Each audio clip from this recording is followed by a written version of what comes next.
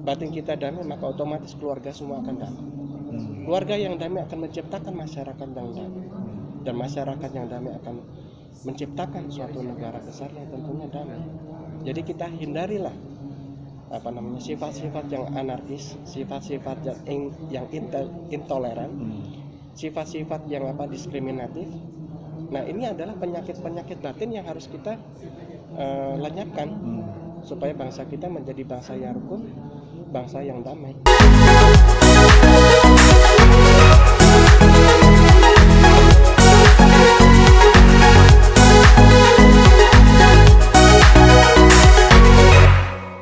Oke, assalamualaikum warahmatullahi wabarakatuh. Salam nama budaya, salam kebajikan.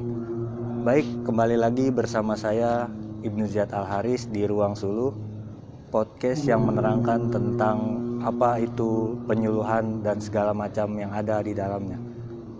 Baik, sekarang kita berada di G-Expo, tepatnya di Kemayoran, dan sekarang kita bertemu dengan Suhu Pusan ya. Bertemu dengan Suhu Pusan, dan di sini kita akan bertanya sedikit tentang sudut pandang apa itu kerukunan umat beragama dari agama Buddha. Baik, langsung saja kita izinkan narasumber untuk memperkenalkan diri. Oke, baik pemirsa, perkenalkan, nama saya Biksu Samanta Kusala Mahastafira, atau yang biasa dipanggil dengan Suhu Pusan. Nah, saya di sini sebagai salah satu anggota Dewan Sangha Walubi, juga merangkap sebagai Ketua Umum dari Majelis Mahayana Buddhis Indonesia atau Mahabudi. Oke, sebelumnya saya ingin bertanya kalau Walubi itu apa ya Oke, Walubi adalah salah satu organisasi, yaitu perwakilan umat Buddha Indonesia, atau sejajar dengan MUI atau PGI atau PHDI seperti itu. Jadi organisasi massa yang membawa atau yang mewakili juga umat Buddha yang ada di seluruh Indonesia. Begitu. Lanjut menurut Suhu ini, kalau misalkan sudut pandang dari agama Buddha tentang kerukunan umat beragama di Indonesia itu seperti apa sih, Su? Ya, ini pertanyaan yang bagus sekali. Indonesia itu adalah satu negara yang memiliki keberagaman, baik itu beragam tentang sukunya, ras, kemudian budaya, dan tentu saja adalah agamanya. Nah, keberagaman ini merupakan salah satu ciri khas yang tentu tidak dimiliki oleh negara lain atau bangsa lain. Nah, keberagaman merupakan suatu bentuk kekayaan, salah satu bentuk juga sumber kekuatan bagi bangsa kita Indonesia untuk menjadi salah satu bangsa yang besar. Nah, tentunya ini perlu didukung oleh adanya kerukunan. Ya, seperti kita tahu adalah kerukunan di antara intern umat beragama dan juga kerukunan antar umat beragama.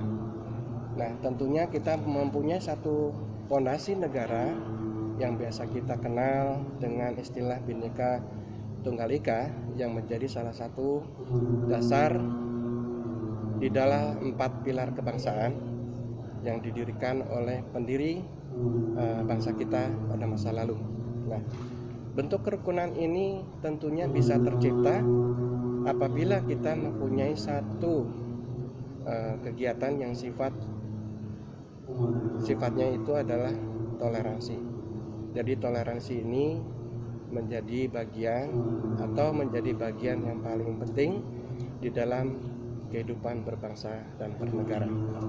Jadi toleransi di antara umat beragama perlu dan harus kita kedepankan supaya warga negara Indonesia ini yang terdiri dari berbagai macam agama yang diakui secara pemerintah adalah 6 agama, agar kita bisa mencapai suatu titik di mana bangsa kita menjadi bangsa yang rukun, damai dan juga sejahtera. Oke, Su, sebelum lanjut ke pertanyaan selanjutnya, saya ingin bertanya nih. Menurut Su itu Waisak menurut Su itu bagaimana sih perayaan Waisak sendiri di Indonesia ini? Ya, kegiatan Waisak ini sebetulnya sudah berlangsung selama bertahun-tahun ya. Kurang lebih secara resmi kalau tidak salah itu kegiatan Waisak secara nasional khususnya di Indonesia itu dimulai dari tahun 1996 yang dilakukan oleh perwakilan umat Buddha Indonesia atau Walubi. Jadi ini menjadi satu ciri khas atau menjadi satu kelebihan dibandingkan dengan negara lain. Di negara lain itu setahu saya tidak ada yang namanya Waisak secara nasional, dan kebetulan kita di Indonesia ini Waisak dijadikan salah satu hari besar dan dijadikan sebagai salah satu hari libur nasional ya. Seperti itu. Jadi secara umum adalah Waisak itu sendiri dirayakan setiap tahun ya, terutama yang paling meriah dilakukan setiap tahun itu di Candi Borobudur. Akan tetapi 2 tahun ini seperti yang kita tahu bahwa tidak hanya di Indonesia tetapi di seluruh dunia kita sedang mengalami pandemi COVID-19, sehingga rangkaian kegiatan Waisak nasional yang biasanya kita lakukan di Candi Borobudur untuk 2 tahun ini tidak bisa dilakukan, dan bahkan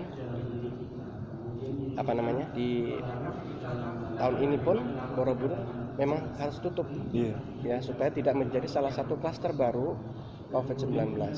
Nah, untuk mengatasi itu semua, kegiatan Waisak ini adalah salah satu kegiatan atau salah satu kalender di dalam Buddhis yang cukup penting, sehingga setiap tahun harus dilakukan. Namun untuk tahun ini kita tetap laksanakan, tetapi dengan mengikuti protokol kesehatan.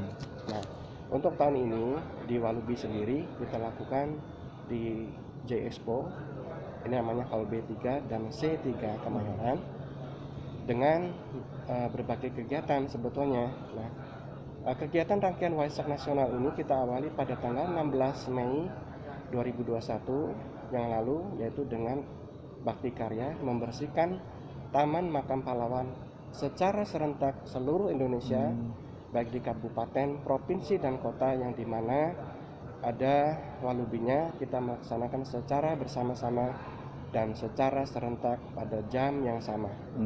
Gitu. Jadi itu yang pertama. Terus kemudian yang kedua, rangkaiannya adalah sebetulnya sudah mulai dari hari kemarin, hari Sabtu, dari tanggal 22, 23 dan hari ini adalah 24. Jadi 3 hari kita berturut-turut mengadakan suatu kegiatan ritual pembinaan diri, atau dalam bahasa modernnya kita kenal dengan acara retreat ya, selama 3 hari yang diisi oleh para majelis yang tergabung di dalam Walubi ini. Nah, puncak acaranya nanti tanggal 26 dengan mengadakan acara seremonial dan juga acara ritual. Nah, pada saat nanti acara seremonial kita juga mengundang beberapa pejabat seperti Wakil Presiden, juga Menteri Agama, Menteri Pariwisata dan Ekonomi Kreatif, Menteri Dalam Negeri, kemudian juga ada Kapolri dan juga Panglima TNI dan beberapa pejabat yang tentunya kita undang secara bersama-sama. Akan tetapi karena di masa pandemi ini tetap mengikuti protokol kesehatan, sehingga nanti diadakannya adalah secara hybrid, baik itu secara offline maupun online. Nah, begitulah kira-kira rangkaian kegiatan Waisak yang kita laksanakan yang bisa saya informasikan pada kesempatan kali ini. Oh, berarti setiap tahun itu, setiap acara Waisak itu berarti ada sebelum-sebelumnya itu ada rangkaian kegiatan terus ya? Ya, betul. Justru yang paling menjadi salah satu keunggulan di dalam Walubi sendiri, sebelum terjadinya COVID-19 ini, kita dulu bahkan 5 hari sebelum hari H puncak acara Waisak, bahkan kita selalu melaksanakan kegiatan bakti sosial, pengobatan massal dengan biasanya jumlah pasien itu kurang lebih 10.000 sampai 12.000 yang kita adakan di pelataran Candi Borobudur. Jadi ada rangkaian kegiatan selain kegiatan ritual dan juga seremonial, kita juga ada bakti sosial untuk para pasien tentunya yang kurang mampu, seperti itu. Oh, berarti umum ya? Secara umum. Jadi iya. kita juga kolaborasi dengan TNI, kemudian Polri dan sebagainya. Kita ajak, juga termasuk salah satu tenaga-tenaga medis, dokter, bahkan dokternya bisa sampai 100 lebih, seperti itu. Tetapi untuk tahun ini kita tidak melakukan bakti sosial pengobatan massal.